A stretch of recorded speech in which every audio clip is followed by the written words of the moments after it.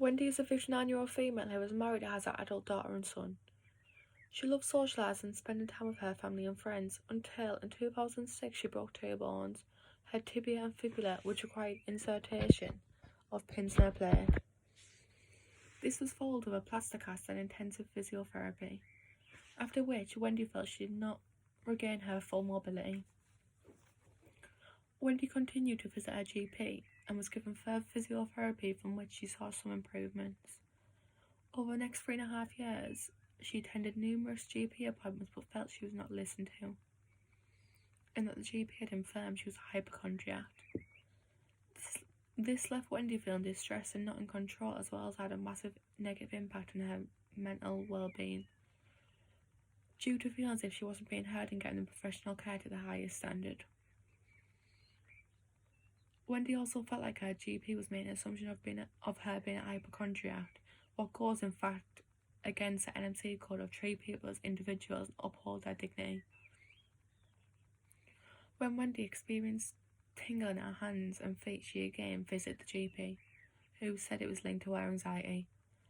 At that point, Wendy felt she had to try and cope and move on with her life, even though she knew there was a physical problem. This left Wendy feeling as if she had no control and almost forced to try and move on with her life and stop searching for answers because she'd already been ignored. This then led to Wendy feeling hopeless because she was no further forward. I also imagine this altered her social and coping skills and the way she used to carry out normal day-to-day things that she still knew something wasn't right, but had to carry on as if everything was fine. When Wendy was finally assigned a new GP and was issued her first GP appointment, Wendy felt more confident that she could move further forward on finding the problem to her questions. During her first appointment, her new GP had listened to her underlying issues and actually understood her concerns.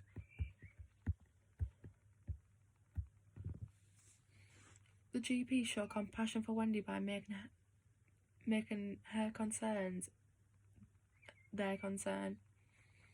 Wendy's second GP effectively followed the NMC code to deliver the highest professional care. This was done by recognising Wendy had felt anxious because of her past GP experiences and responding compassionately and politely to then give her their full attention and helping Wendy to give her the professional care she needed. As Wendy's new GP heard her voice, this helped her GP to make their next decision. This was when the GP recognised the needs of Wendy when she needed further testing to be sure if there was another problem they needed to be aware of.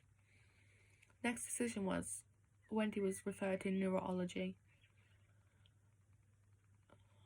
There was a balance of power between the neurologist and the GP due to a consistency in the different providers that confide in the details of Wendy's problems. This was effective as Wendy didn't have to explain like she already had to her two GPs, which allowed her to feel more comfortable. The MS nurse then used the person-centered approach by focusing on the needs of Wendy. The nurse did this by doing a full body scan for the MS, which in fact it was, and Wendy was finally diagnosed. This shocked Wendy because she had knew there was something more to it, but it was never took further with her first GP. Wendy was then frustrated, anxious, and angry that her concerns had been diagnostically overshadowed and put down to anxiety, when it was in fact a lifelong condition that affects the brain and the nerves. Eventually, Wendy was assigned an MS nurse who supported her and her husband.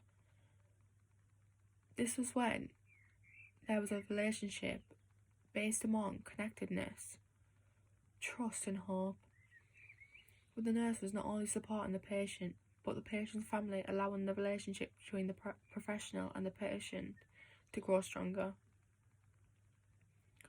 There was a person-centered approach from the nurse by involving Wendy's family, but as it was appropriate and consent from Wendy given for the nurse to do this.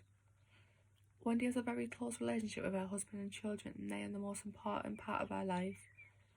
Wendy and her husband struggled with a diagnostic and initially did not want to tell their children who were young at the time. The nurse Wendy a sense of control and discussed all aspects and choices in her treatment.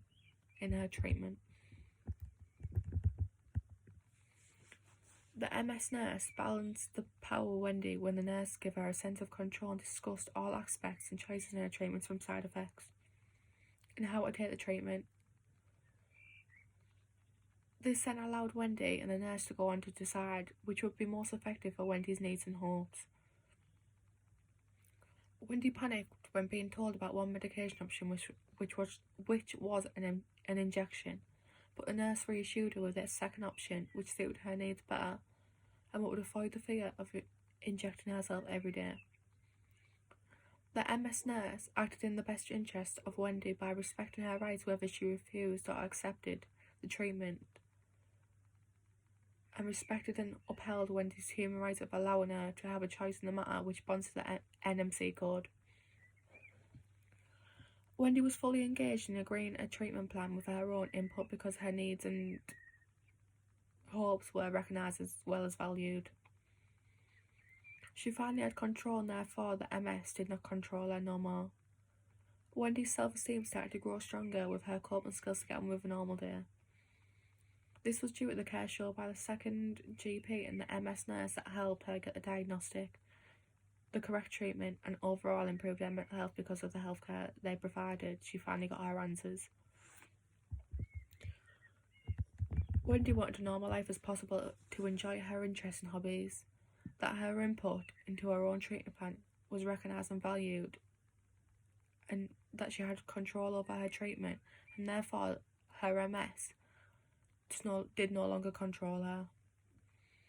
Wendy's positive outcome to live her life was all because of competence of both her second GP and MS nurse, who showed her competence by successfully getting her the right care she needed, starting with being referred to neurology, getting scans to confirm the diagnosis, and then getting the correct treatment with support for herself and her family. Wendy was allowed her old life back, finally to enjoy socialising with her friends and family as she once loved to do so. She needs a plan for the future as her disease develops, which includes accessibility. But with her MS nurse and other health care professionals, I am sure she'll be able to enjoy her life to the fullest. She wanted to talk about her experiences, as this helped her process and accept her situation and allowed her to see the positive impact on the good healthcare system we have. Even though she did have a few barriers to begin with, she wanted to tell others her story to support them in similar situations they may be going through.